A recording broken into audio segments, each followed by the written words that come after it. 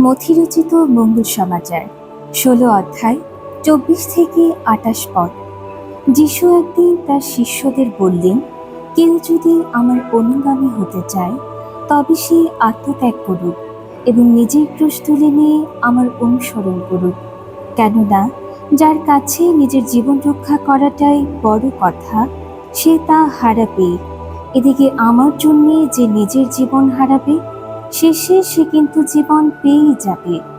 সারা জগৎকে পেয়ে কেউ যদি তার ফলে নিজের জীবনের সর্বনাশ ঘটিয়ে ফেলে, তাতে তার কী বা লাভ হতে পারে?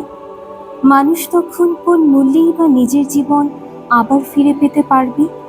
কারণ মানবপুত্র তার পিতার মহিমায় মহিমান্বিত হয়ে একদিন আসবে নিজের দূত বাহিনীকে সঙ্গে নিয়ে। যে যেমন কাজ করেছে সেদিন সে তাকে সেই মতোই প্রতিদান দেবে। আমি তোমাদের সত্যিই বলছি, যারা এখানে এখন দাঁড়িয়ে আছে তাদের মধ্যে এমন কেউ কেউ আছে, মানবপুত্রের রাজত্ব করতে আসা না দেখা পর্যন্ত মৃত্যুর অভিজ্ঞতা যাদের পেতে হবে না। প্রভুর বাণী।